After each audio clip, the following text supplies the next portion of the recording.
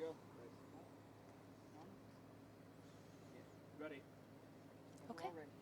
Good. My name is Detective Brandy Myers. It's spelled Myers, and I'm a public information officer for the Mesa Police Department. Just after 4:45 p.m. today, the Real-Time Crime Center alerted Mesa police officers to a stolen vehicle in the area of Power and Main. Officers located the vehicle traveling south on Power and then eastbound on Broadway, where it continued north on 72nd Place. An officer deployed the grappler in an attempt to stop the stolen vehicle, but it was not successful. The vehicle continued into a cul-de-sac where it left the roadway and traveled through the front yards of houses, making a U-turn and then facing head-on to responding officers. The suspect vehicle then collided with the side of an officer's vehicle, and this is when the officer-involved shooting occurred. The suspects have been identified as two 17-year-old juveniles. One of them has an injury to his hand, and he was taken to the hospital. The injury is non-life-threatening. The second person in the vehicle is a passenger, obviously, and has 0 injuries. There will be criminal charges for both of these 17-year-olds. Right now, we are working through what charges those may be. But thankfully, our 2 officers that were involved in the shooting are not injured. This incident is being investigated by the Tempe Police Department under the East Valley Critical Incident Response Team. And any questions related to the officer-involved shooting investigation should be directed to them. If you have any questions related to the initial call for service or suspect identification, that will come to me moving forward.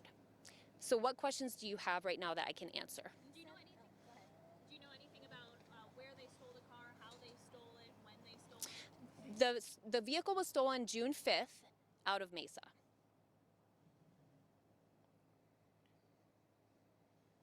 Do you know when the person who owned that vehicle, do you know if like they were like carjacked or anything like that, or was it just stolen from a property? I don't have any information that it involved any crime of violence.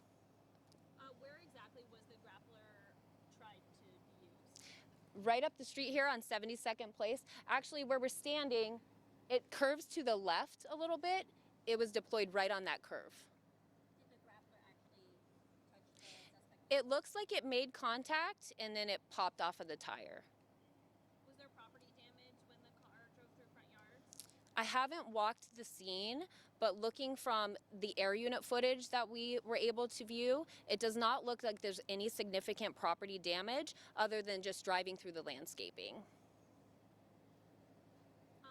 Are you able to say, was the injury to the hand from the shooting or from the crash? I don't think I can definitively say.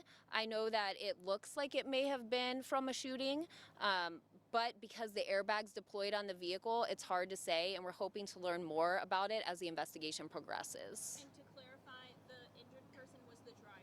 Correct, yes. Were either of them armed? Not to my knowledge. We have not seen any indication that they had any weapons on them. When they collided with the officer vehicle, did it look like they were trying to drive into them on purpose?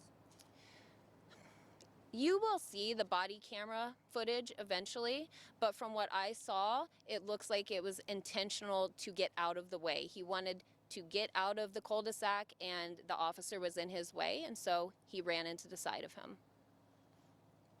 Do you know if like these 2 juveniles have stolen other vehicles? Like if they have... I don't have any information on their prior history. I don't even have their names right now. I just know that they are 17. And so that will be something that officers look at as they investigate this incident. And hopefully when it is complete, you will get all the answers that you're looking for. I do not know that right now. They're both 2 boys. Yes, yes. Where did the officers initially, I guess, make contact or encounter the stolen vehicle? So it was called into officers at Power and Main, and when officers responded to that area, they located the vehicle driving south on Power to Broadway, where they turned eastbound. So right at Power and Broadway, I'd say just a little bit north. You said it was the Real-Time Crime Center, so was that just a scanner of the plate, or how was it? Yes, yes. Yep.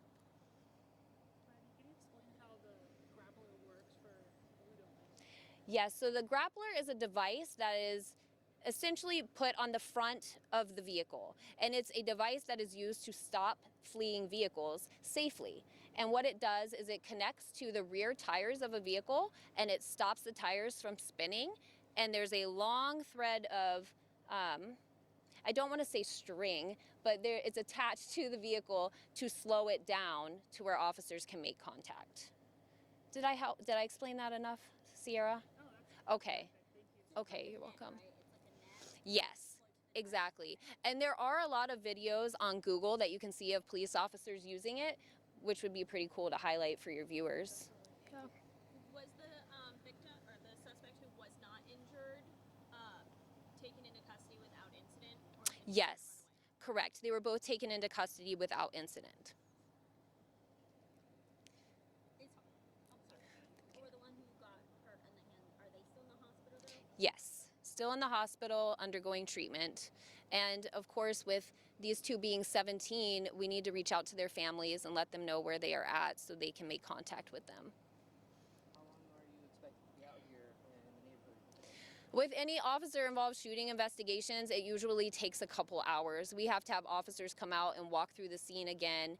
They have to do their interviews. We also look for video evidence of any houses in the area and then physical evidence as well to put the whole story together and give you a complete look at what actually happened. To get the timeline correct here, so you said it was like, so they had tried, the suspect vehicle tried turning left onto the cul-de-sac.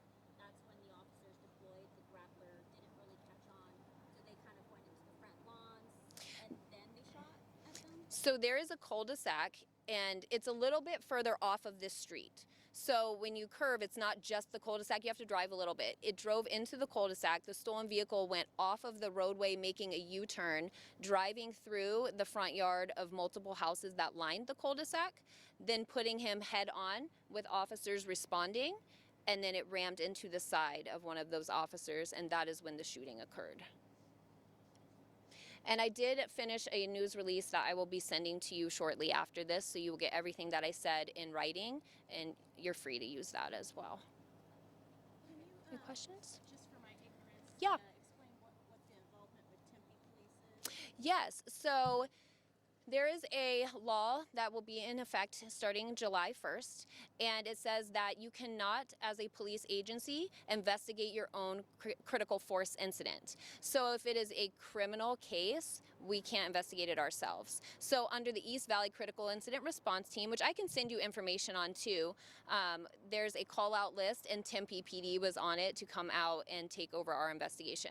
Now, Mesa Police Department will still take all internal affairs investigations. So we will still be looking at this for policy and procedure to make sure everything is kosher and everything was done appropriately. But when it comes to investigating the crime, which in this case is the officer involved shooting, we don't want any involvement in the discovery of what they find.